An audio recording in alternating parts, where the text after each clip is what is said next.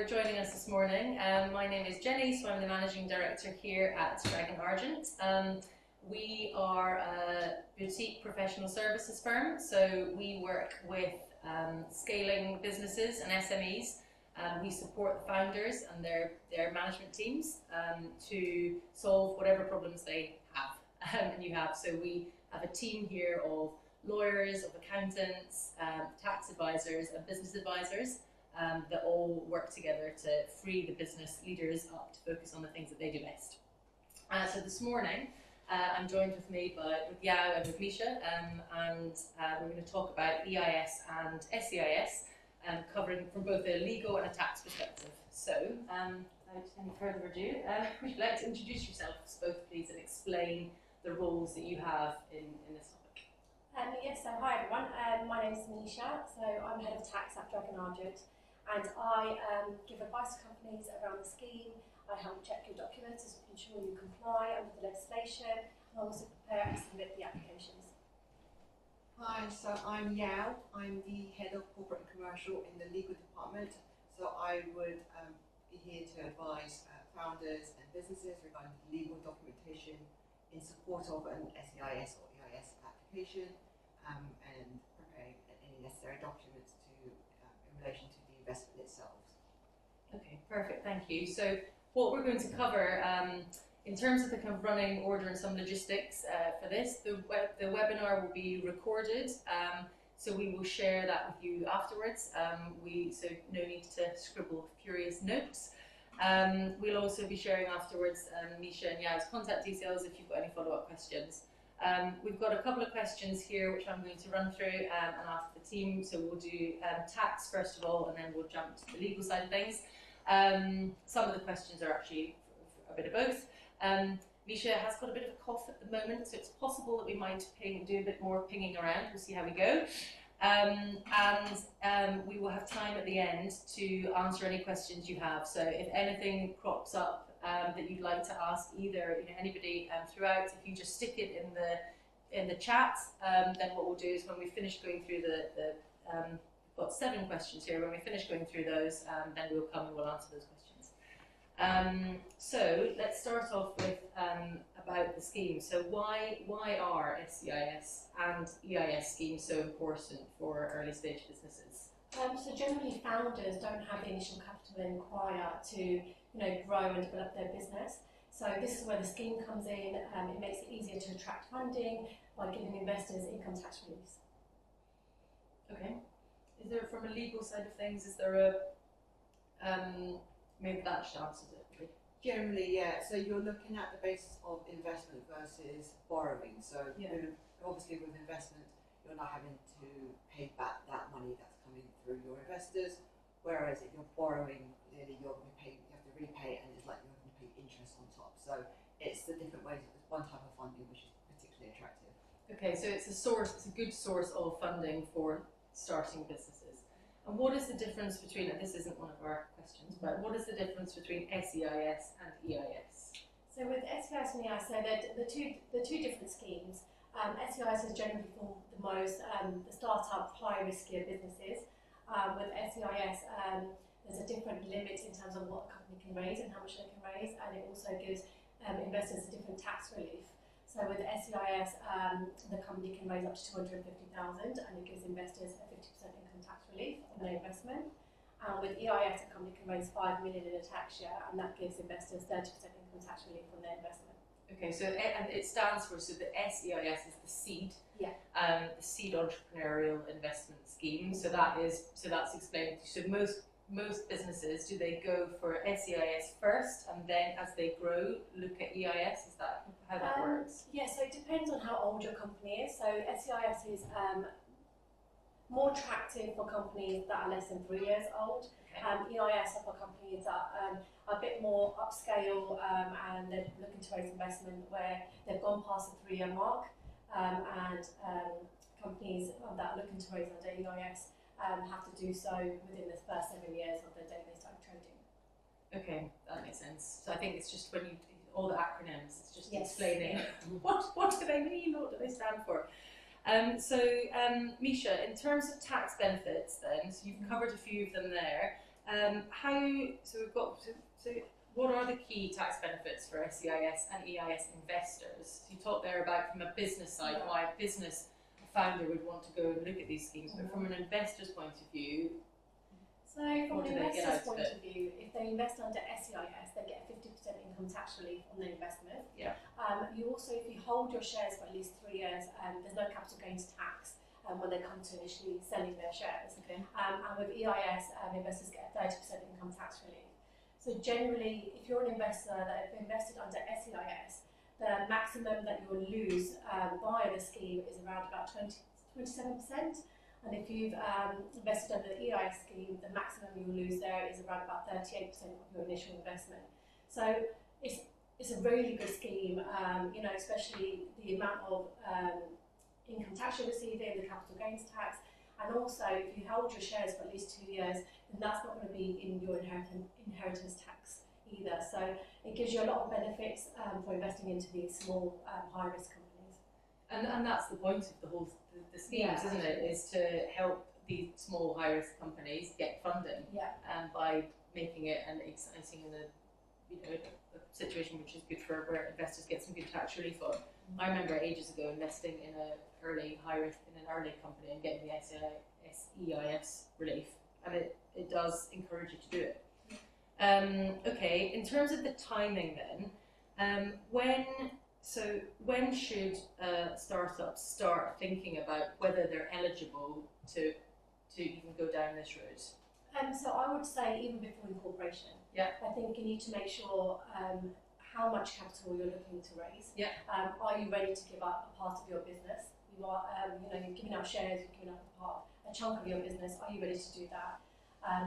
If you structure your business correctly, even directors could potentially make use of the SEIS themselves. So it's all down to, before you incorporate, get in touch with a tax advisor, get in touch with the legal advisor, see if you can benefit yourself from the scheme, and also structure your company properly from the outset. So later down the line, HMRC aren't asking further questions or rejecting the applications.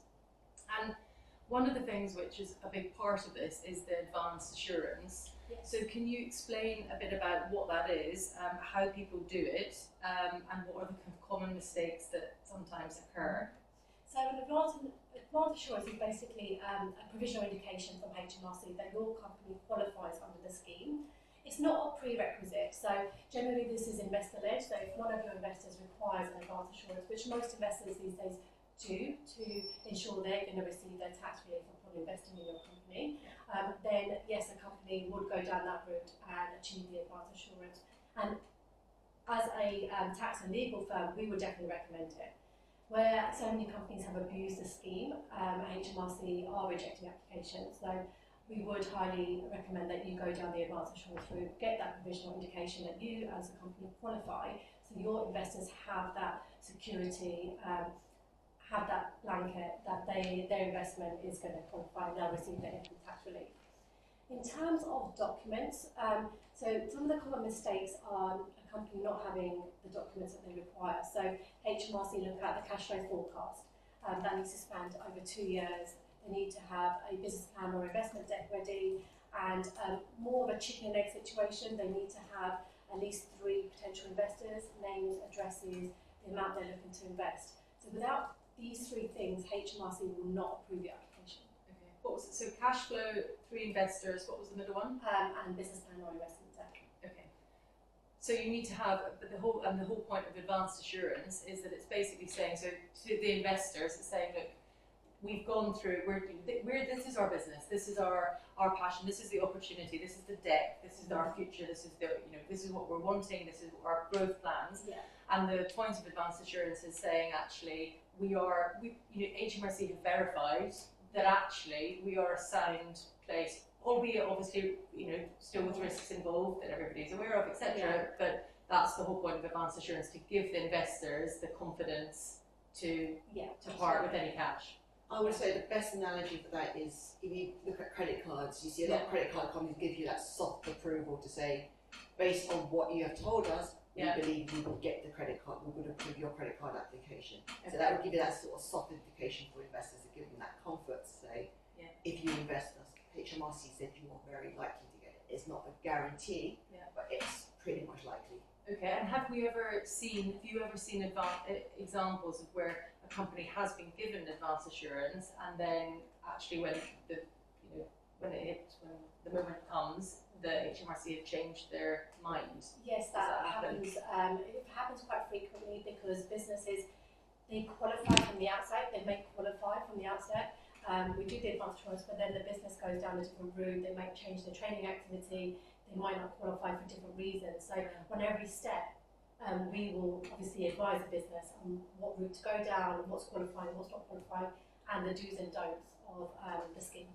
Okay, and because this is the first part, the first kind of step, the actual process of it, and what do we actually do with clients to help them submit their advanced assurance? So we thoroughly check the documentation. So I think when it comes to cash flow forecast, HMRC really want to show how the company is going to grow and develop their business to ensure that they're not going to use the funds that they receive for disqualifying activities. So we double check all of that. We check the business plan and investment debt to check the company is qualified, their trading activity qualifies, and then we also give the company structuring advice as well. So being a corporation, we look at the company, ask the founder what do they want to do with the business, how do they want to structure it, what are their future plans and goals, so we can make sure that the company qualifies from the outset.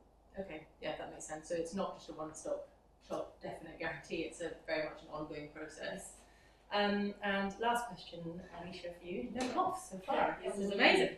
I'm going to jinx it now. In terms of, so when you've got these investors, they sit on your cap table. What are the rules for keeping your cap table compliant with all of these newfound supporters that you have acquired? So for investors, so any investor that's invested under the scheme, we need to ensure that they don't hold more than 30% of the business. If they do, then obviously they disqualify from the scheme and they have to pay back the income tax relief. Secondly, the shares have to be ordinary shares with no preferential rights attached to them.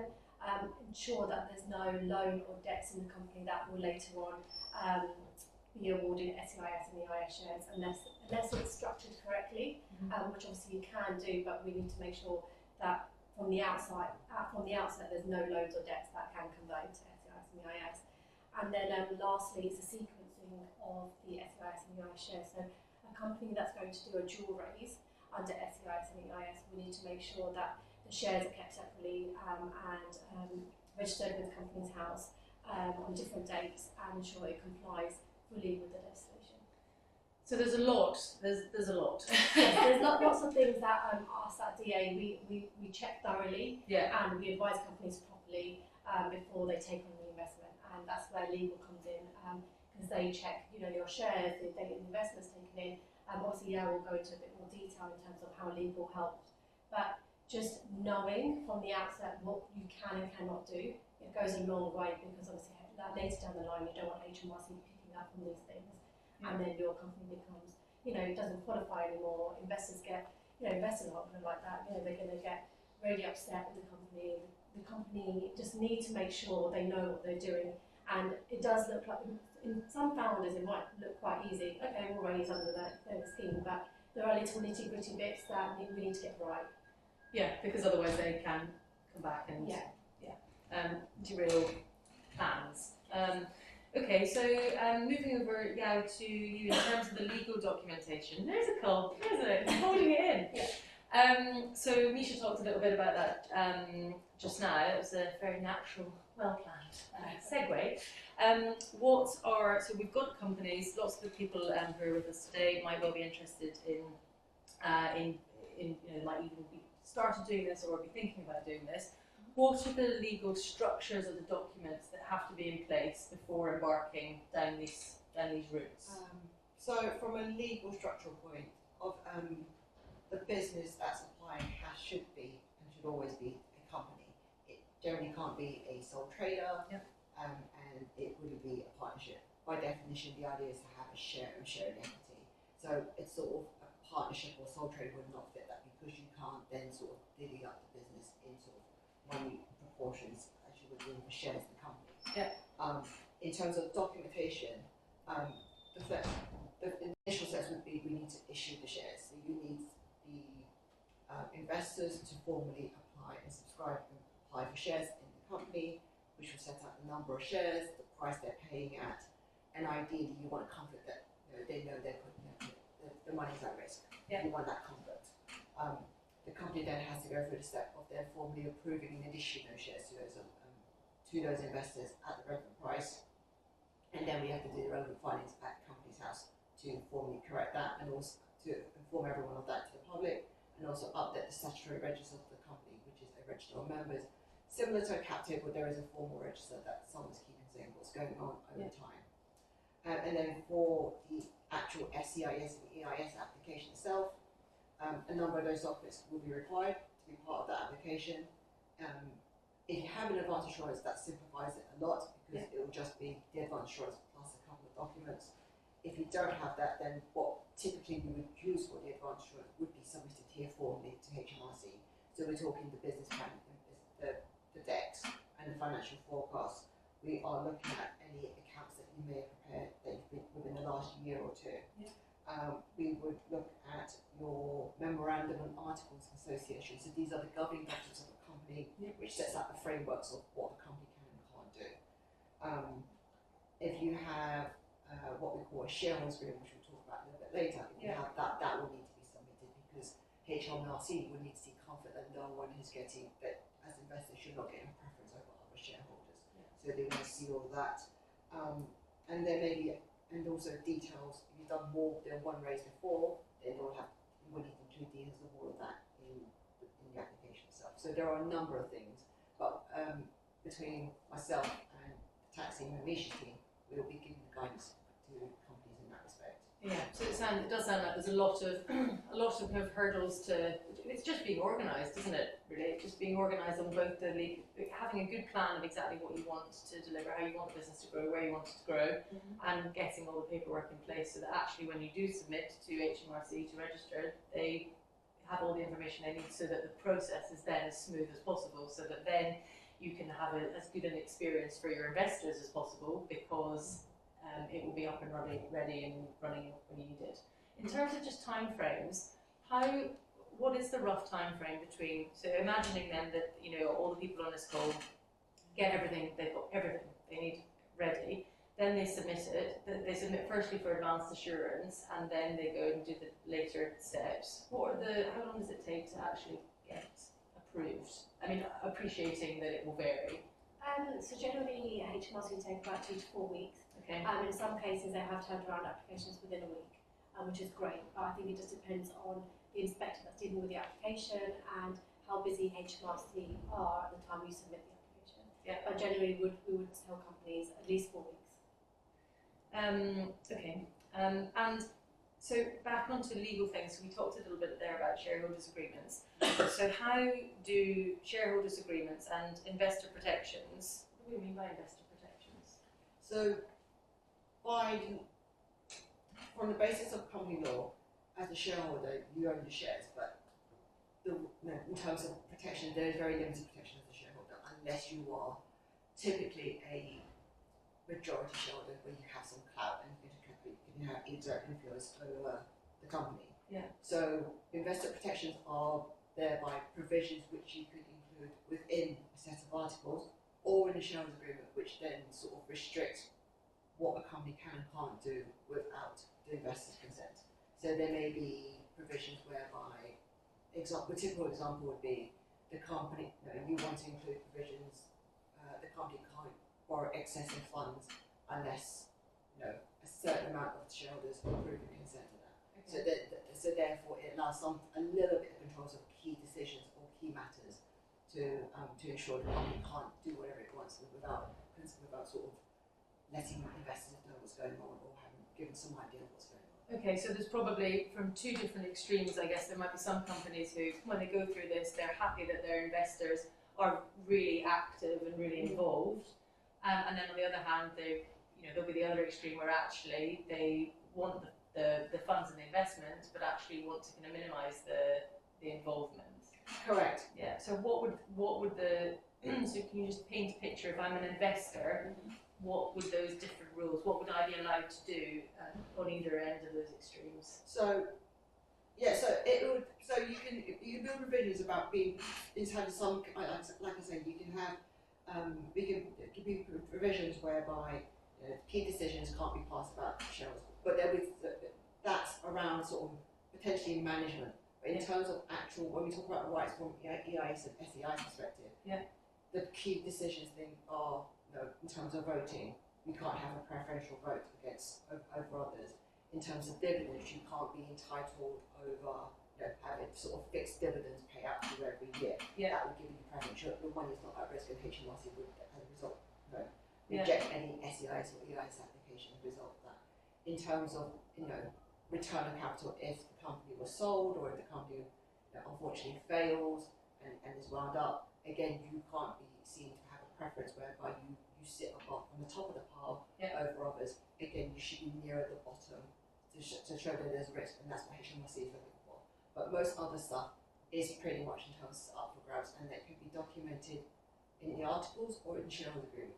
The difference between the two is articles is a public document which can be found at Companies House. A shareholders agreement is a private document which allows flexibility, and it's just a contractual arrangement which governs the relationship between all the shareholders within the company.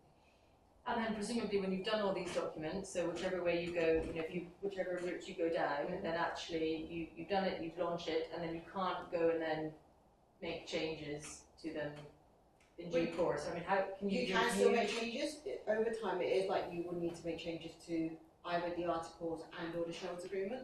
So in terms of the articles, it's generally you need 75% of shareholders to approve. But if you have a shareholders agreement as well, it's typically then you also need approval on the shareholders agreement as well. So it's a dual layer provision. And one example you might see is that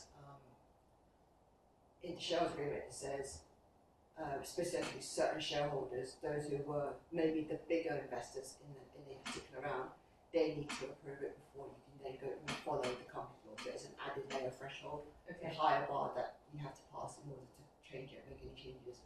And with any contracts, the shareholders agreement is effectively a contract, so the basic contract laws govern. So if provided everyone agrees, then you can change the terms of the contracts as well.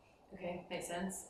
So it's just about stipulating the exactly what you want and what you don't want to happen really clearly as soon as possible. Exactly. I think this is the reason why we've always recommended clients, if you're going on around, trying to bring most of these commercials up front.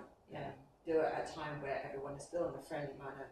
The idea is to avoid costly disputes, because if you agree all your sort of dispute mechanisms up front within the articles or shareholders agreement, then should those kind of things happen, then the idea would be you will agree this is the way forward, and that's how we're going to deal with it. So it's as amicable as possible. If you don't have any of that, then potentially it gets really messy, and we've seen companies fail as a result because shareholders are falling out and no one can agree. I remember before my husband and I got married, I remember having a similar conversation, I mean, not obviously different content, but just being about, what are the things that are important to us, and so you set up and you're kind of open and you agree various things at the start, so, it's real life similarities. Real life implications, and it's just, we do see a lot of clients who just think, we just want to take the money, but don't think the ramifications behind it, and where there is legal advice to say, have you thought about this? Have you thought about this? I mean, ideally with shareholders agreement, we would say you should stick it in the bottom drawer, and everyone's happy the way it's running. It's a good fallback if something does happen that you can rely on afterwards. Yeah, that makes complete sense. And one more question here before we will come and have a look at the questions that you submitted. Thank you to those who have submitted so far, and please feel free to keep on adding to the Q&A.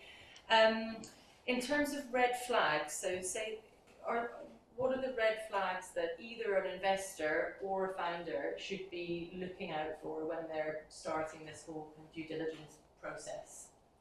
A couple of things. So, in terms of the investment itself, if the company, from an investor side, if a company's saying we can get you SEIS, you just want to check they can do SEIS. They haven't already raised the £250,000 already, or they're not been around for more than 3 years. That immediately qualifies them from SEIS. So things like that. If they're similarly looking to do EIS funding, you want to make sure, again, within sort of time period, they've not raised more than the 5 million in that current year. So there's that element. Yeah. From a legal perspective, you want to just double check, for instance, the company owns the key assets it says it owns, because you don't want to be then investing in an empty company. How do you do that? How do you check that they own the assets? So you generally would want to see an agreement between, generally businesses have with founders' ideas, and they just set the company engine and run.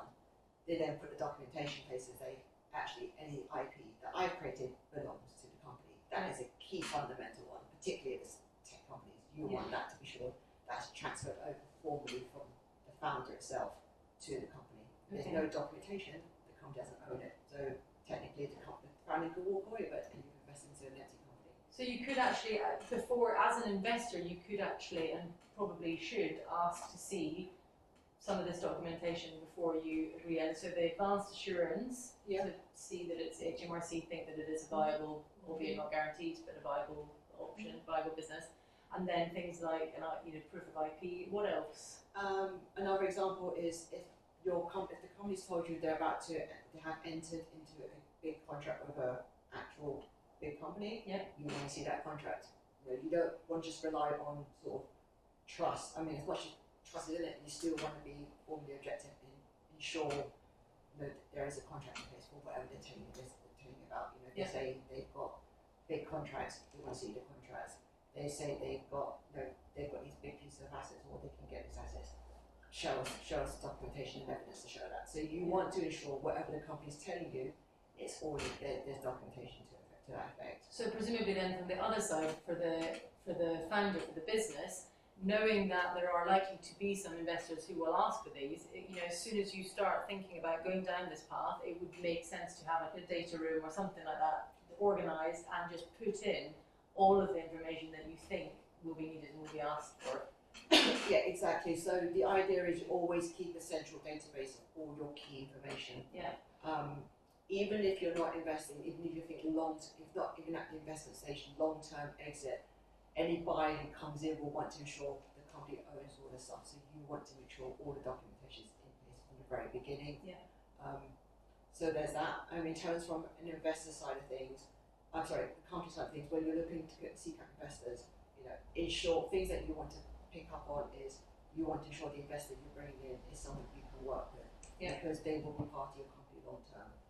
What generally, I always tell clients that it's easy to give out shares and sell shares, very hard to get them back. So you want to be sure the people you're dealing with are the people you can work with on a long-term basis, and not just the fact that they can give you the money.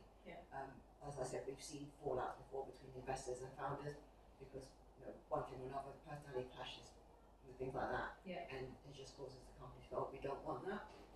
Other things to think about is the commercial terms the investors are offering money to you. Make sure you're happy with what's been suggested. If it's far too much, it's a red flag for you or a red line. Again, think about whether that's the money you want to accept or not, and consider if it's not, then maybe you have to consider walking away, although it may be attractive money. If it's not, if you feel it goes beyond your red flags and your red lines, then you need to think about that. Just pause on that a little bit. Yeah, that makes me think of all the anti-money laundering rules about if somebody's pushy and they want to give more than you ask, or they want to pay bills with different reasons. It's about understanding where's the source of funds as well. Does that come into? Do you ever do that? Would you look at that? We potentially would look at it. Because depending on the business, it may be your connections. Because any shareholder, any investors will be publicly named on the company's house. Every year when you complete your confirmation statement. So if there are certain names that you don't want to be connected with as a result of your business, think about that in that regards. But there's no actual requirement to do any know your customer checks on investors. Not so much, unless the funds are going through your professional advisors, then they will be required to do full fund checks. Sorry, went down a bit of a rabbit hole there at the end. Anything else? We missed any key bits and bobs? No, but I think one thing to mention off the back of Yao's point is that when founders do raise, sometimes they raise through platforms like Crowdcube or Seeders, and then platforms do require you to disclose your information, so business plan, cash flow forecast, although it might be condensed information, they do require that. So as a founder, you need to have all these documents ready if you are looking to raise through them platforms, because they will upfront ask all these documents to even for their own checks to see if you comply. Yeah, okay, that makes sense. And just, it would be remiss of me not to ask, but obviously there are platforms like that. What do we do? You know, they are, what we have learned from our experience is that they are good for those that are price driven, really. How does what we do better? I'm going to cut to the chase. So there are platforms that help you raise. The Crowdcube and Seeders help you raise the investment. We do the application for you, we'll check all the documents and check you comply. So Crowdcube and Seeders might request that documentation, but they might not go through it thoroughly to check if the information that they've been provided is correct. Okay. And obviously, you have to ensure when you go through them websites, you're not going to get just one or two investors. You'll open up to could be like 250 investors investing for like a share or 2 shares or 3 shares. Okay. If you go looking for investment privately, you might get the 1 or 2 investors on the cap table, and that's where Yao comes in and checks how much are they invested, because most likely there'll be bigger investments and a bigger chunk of your cap table. So with Seeders, what I come to know, Seeders and Crowdcube, they are platforms, but they definitely are not able to provide any legal advice. So do take what they're giving you as a pinch of salt. They won't, if you want to dig into what does this mean for you, they may not be in a position to answer that. Similarly, they tend to have a sort of maybe fixed models as to what they can offer in terms of documentation. As from a legal perspective, we would definitely do it in a more bespoke place for you, so we would understand what you're looking to achieve, and then try and build in that documentation from there, and also give you guidance along the way. I can't comment whether Seeders and Crowdcube do that.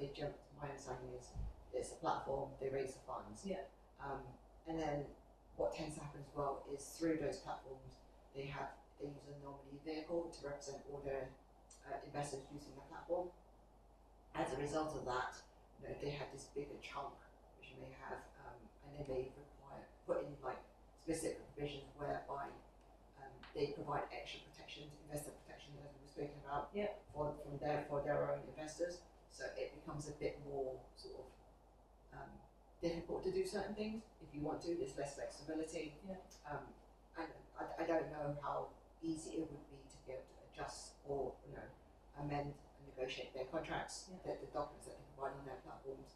So we have seen those where they do Seeders and Crowdcube, but then also have legal advisors or tax advisors to guide them what these documents mean and to make suggestions and then negotiate with those platforms as well. So we can work in both ways. So we generally recommend you get us involved from the very beginning, so we can always advise you from the little nuances.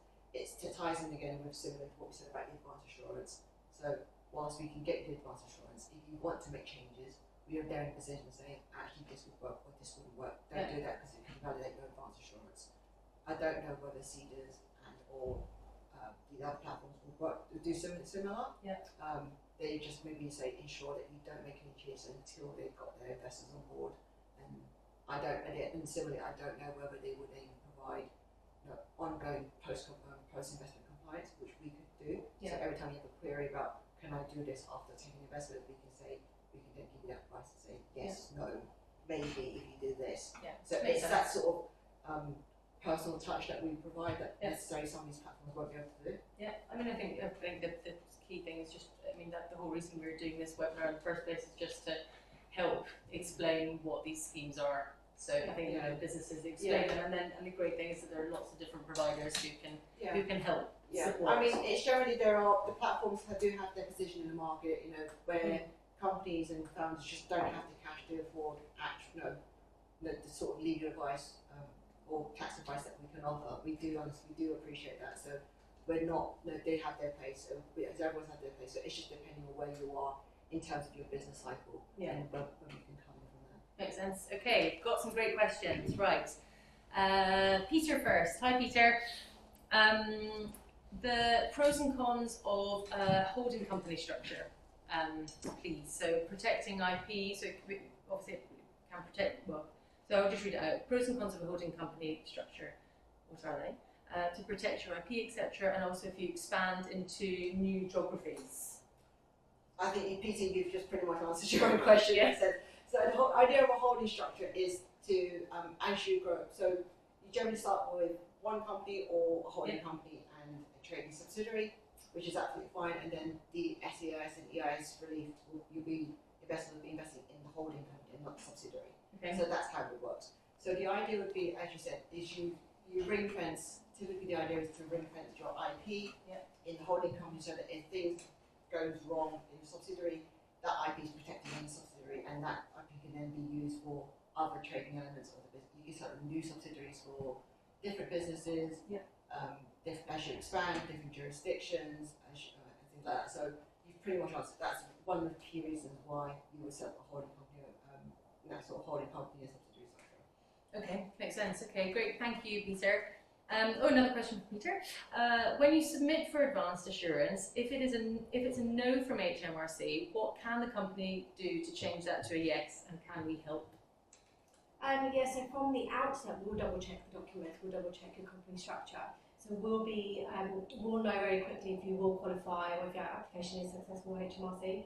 If we believe your application won't be successful, we'll tell you from the outset why we think it's not, and then we'll advise the company what they can do or the tweaks they can make so it can become a successful company under advanced assurance. And some of the main reasons you would, presumably come down to the thresholds, or what are the main reasons that you would see an application and say, no, that will not work? So generally it's a trading activity, or it's the date you started trading. Training or trading activity. Yeah, it's trading activity or the date the company started trading. Okay. So generally, where for SEIS, you have to be within the first 3 years from the date you started trading. Okay. Most founders think that's from the date they incorporate, but it's not always from the date you incorporate. So if you get in touch with us, we can really assess your business to see when you actually started trading. It might be that you've been running dormant for 3 years and then you started trading after that, or you opened a bank account, or you've opened a website on a different day. So all of that, actually, we take all of that into consideration and then make an application to HMRC and obviously prove to HMRC the date you started trading, and we back that up with that evidence. It's like all the passport rules have changed. It's now not your passport. I just had to renew mine recently because it no longer doesn't expire when it says the expiry date. It expires 6 months before that. Anyway, I've got a new passport, so panic over. Yes. Holiday will be fine. Okay, next question.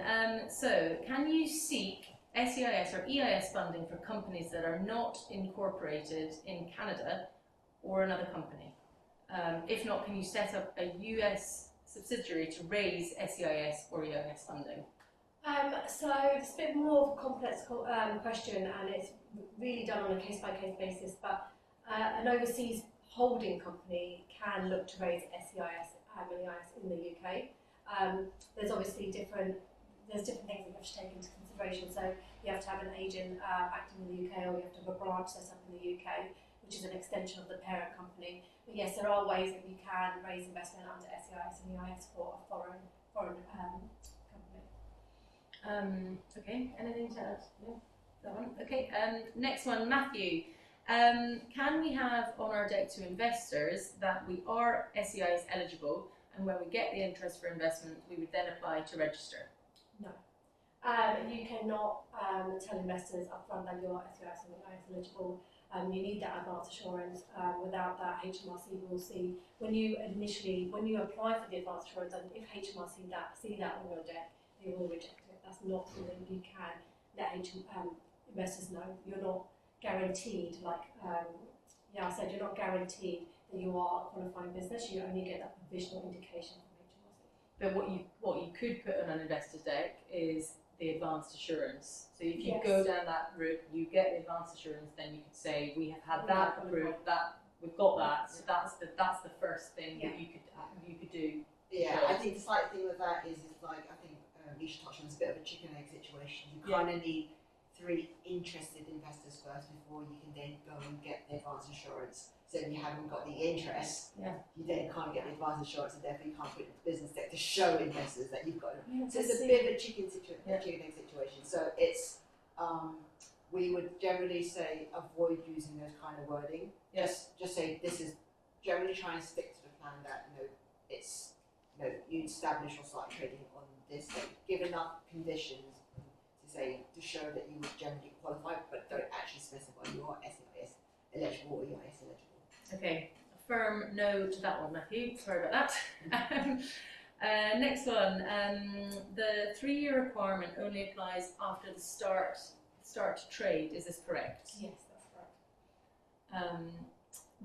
So I'm just going to rattle through because we've got loads. Thank you very much, everybody, for submitting these. Are foreign investors, this is from Lal, are foreign investors subject to the same benefits and obligations as UK investors? You have to be you have to be UK resident, and you have to have some form of tax payable to HMRC to even claim that tax relief.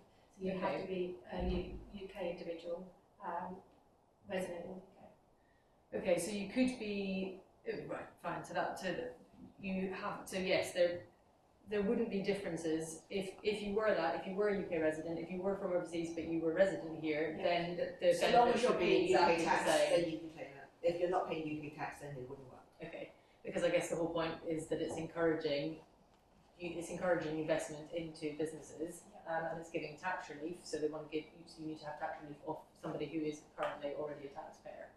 Yeah. Okay, makes sense.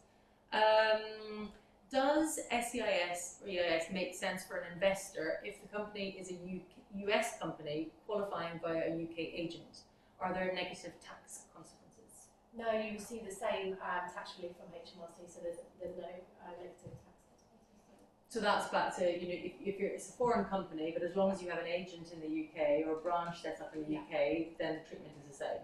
Yeah. It's just making sure you stay compliant for a period of time after taking on investment. So that's the thing that we find with lots of foreign non-UK companies who go SEIS or EIS. Yeah. They just simply take the money, disregard post-compliance, and as a result, sometimes you will find that the investors initially get the income tax relief because the foreign company has not complied with the relevant rules for the following 3 years. Yeah. They then end up losing their relief and they have to repay the income tax relief back.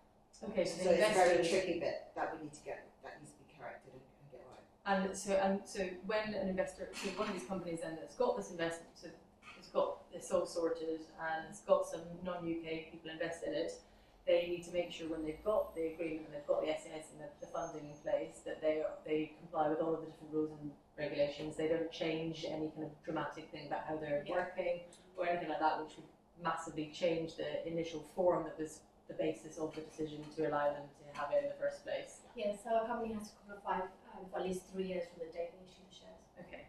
And what is the process if a company does change?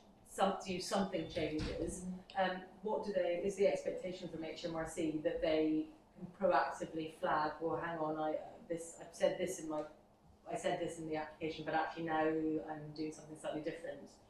What do they have to do? It depends on what they do. Yeah. So if they've made changes in, their trading activity, then we can obviously advise that you are still qualifying, under the scheme. Yeah. But if they don't qualify, and they have to let HMRC know what changes they've made, and obviously would advise a company. But every time a company goes under a round of investment, they have to resubmit all their documents. Yeah. So at that point, HMRC will reassess the company to see if they're still qualifying. Yeah. And so at that point, a company needs to be sure in terms of are they still qualifying. Otherwise, HMRC will do a clawback of it in income tax that they've taken from investors. And do HMRC proactively do compliance checks on companies? Do they do them every year or? Well, it's a random check, just like personal, self-assessment tax returns. Yeah. They can randomly check on companies. But majority of companies that have raised under the scheme, they continue to raise, and that's where HMRC do their checks every time they raise. And if they don't raise for a period of time, then yes, HMRC can reach out and do checks on their company. Okay, makes sense. Is SEIS or EIS funding applicable to the oil and gas industry, especially if you have assets outside the UK but you incorporate the company in the UK? No, it's not a qualifying trade, although I'll have to look into it a bit more to understand exactly what trading activity the business is doing, so they'll have to reach out to us directly. Okay, so what are the qualifying trades? So generally it's tech-enabled companies, healthcare, selling and buying goods. Disqualifying trades is more in the financial industry. You can't be an accountancy company, you can't be a property development company, you can't be an investment company. So they're the companies that don't qualify. Okay. So so presumably, actually, depending on, I suppose that if it was a tech-enabled, some sort of super clever tech-related oil and gas platform or something, then it could, but it would depend on exactly what it was. Yes, we'd have to review your business on a case-by-case basis. I wouldn't be able to just tell you directly now. Okay. I'd have to review exactly what the company's doing. Okay, makes sense. What is, quick fire, I've got some more questions, I'm just going to carry on. What is the maximum you can raise in 1 year and over 3 and 5 years? So for a company under SEIS, it's 250,000. Under EIS, it's 5 million for a tax year, but that's only up to 12 million in the company's lifetime. Okay, so if it's a tax year, can you just say that? So say them again. SEIS Sorry.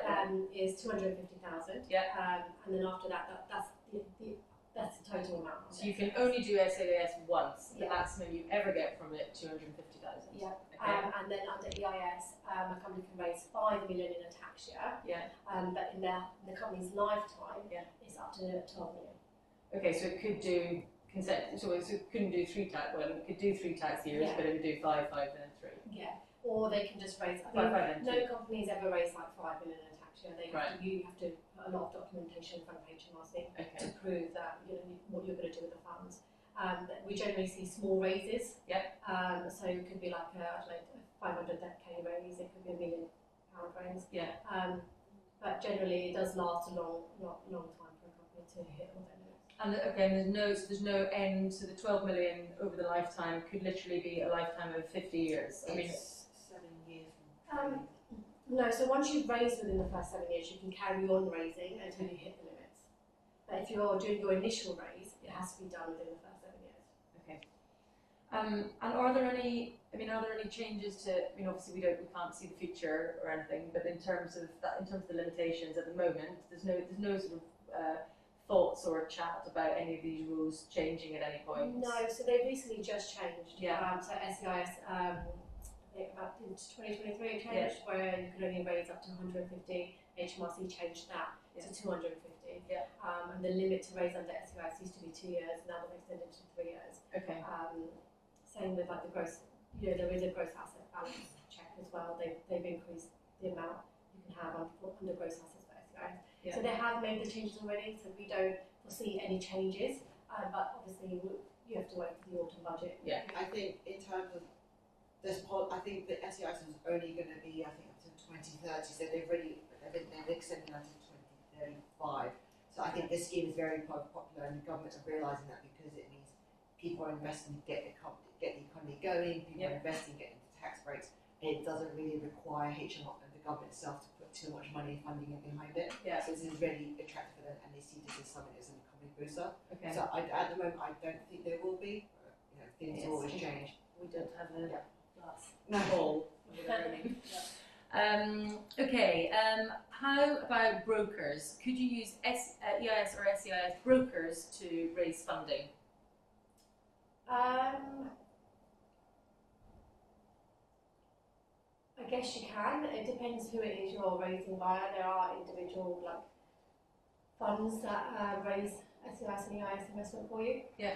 So yeah, you absolutely can. Yeah, I think there are companies that do specialise in helping businesses do that. So yes, there definitely are some of them out there.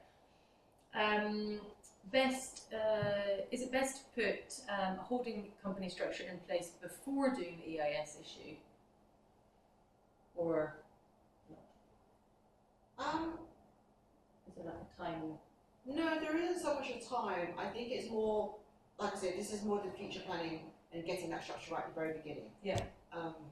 We generally say if you are thinking of doing a holding structure, do it from the outset, because otherwise there are lots of legal documentation to then put the holding company in place. Yeah. That's not to say it can't be done. Yeah. Because we have had clients who were doing it as a single company and then putting a holding company on top. Yeah. You just then have to do a lot of jumping over hoops and hurdles to get clearances for the holding company to be in place. and then transferring all your existing shareholders up to holding company, and then ensuring that their existing SEIS or EIS relief then carries forward to the holding company. So it's not that it's not possible, but it just becomes a bit more expensive exercise. So if you are thinking of doing a holding company, we generally recommend doing that from the sooner the better. Yeah, that makes sense. Has there been any success in investment for startup companies looking for investment complete startup? Not entirely sure. I'm not entirely sure. Jay, I'm not entirely sure I understand the question. If you wouldn't mind just typing a little bit more about it, that would be great. I mean, I think in terms of SEIS and EIS as tax schemes, I think it is fair to say they have been very and remain very successful at attracting investment to companies. And I think that's why, as Yao said, that's why they're extending, they're continuing and definitely still around to kind of drive the economy and drive the give people the ability to invest in some of these fast growth companies that hopefully are going to are having a great impact on the economy at large. I don't know if that's answered your question. I think possibly not. So if you wouldn't mind just typing it again or just clarifying it, and we will have time to hopefully come back to that. Okay, 8 minutes to go. Does trading mean when you start earning revenues or when you start making expenses towards making revenues? So HMRC for SEIS and EIS purposes is when a company undertakes activities with a view to making profit. So that could mean you've opened up your bank account because you're ready to take an investment, your website's gone live, so you're ready to sell, you're ready for individuals to engage with your company, your product. So it can mean various different things, and that's where we come in and sort of try and determine and help you determine your trading date. Okay, so there's not just a one single sensible decision. It is like a mixture of different things. Okay, and then it's all about putting together the proof and having it then and packaging it up and including that in the application. Okay, cost-wise, how much does it cost to get? So typically at Dragon Argent, we charge £1,000 plus VAT for the advanced assurance. That's more the simple vanilla applications. Obviously, depending on your business activity and what we have to propose to HMRC, it could get a bit trickier, so we might have to charge a bit more, but that's done on a case-by-case basis, and we will be able to give out fee quotes. Okay, perfect. And is there a section on the website to review everything we talked about today in terms of the legals, the requirements, the structures, all the tech stuff? Yes, so we do have articles on our website, and I think after this webinar as well, we will be sending out an article based on what we spoke about. And we do give individuals a 30-minute discovery call to talk about your business and how Dragon Argent can help. So yeah, we're definitely booking with myself or Yao, so we can talk to you about your business and if you qualify or not. Yeah, there's no the discovery calls are not, they don't cost anything. So I think a combination of I think what we're trying to do is have like a variety of mediums with all the key information. Whether somebody's preference is to read it, to chat to somebody, to listen to it. So hopefully, Gianfranco, hopefully one of those will suit. But please feel free to give either of the team a call. The overseas investor. Okay, so we're going back to Lal. This is a follow-up question, I think, to the earlier one. So would the overseas investor would then use you as an agent? So are we ever agents for overseas investors? No, we're not agents for overseas investors. No, we would. We only help companies raise the investment. So we would structure your company in terms of being SEIS and EIS qualified, but we wouldn't become your agent. No. So you could have the overseas investor would then have an agent that the company would find and employ and instruct to do that, and then that agent would then presumably work with whatever professional services providers were also part of the wider team.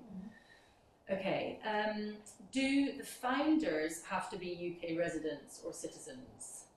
No, they don't actually. So they can be overseas founders, have a UK parent company. Yeah, that can work because ultimately the SEIS and the EIS investment is going into the UK company. Yeah, the founder can be based wherever they like to be. Okay, so the investors have to be UK residents, the company has to be a UK company, but the founders can be from anywhere. The only thing I would caveat is, whilst legally and technically that's correct, from a practical perspective, you're going to find it hard to trade within the UK if you don't have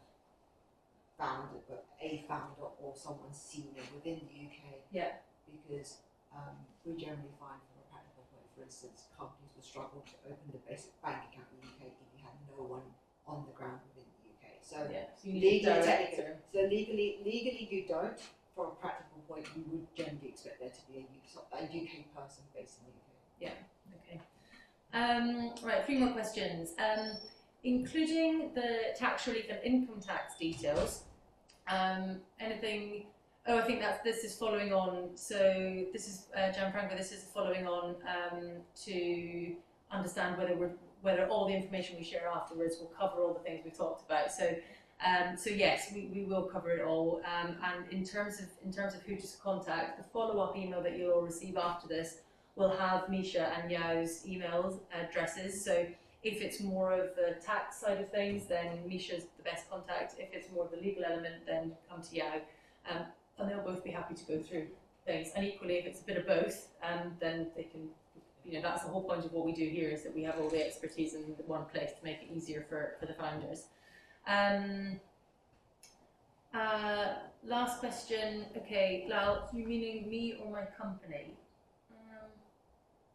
Okay, this is back to the agent. I think we've answered that one on the last question. So I think yes, you or your company would have to use an agent in the UK if the investors were overseas. No, I think that's slightly wrong.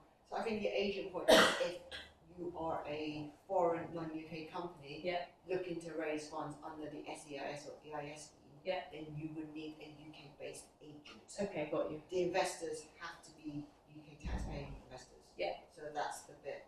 Maybe that's what Lau was referring to. But the agent point is you need a UK-based investor if you are a non-UK company looking to raise funds under the SEIS or EIS scheme. Got you. Okay. Yeah, to put money into a company, you don't need an agent.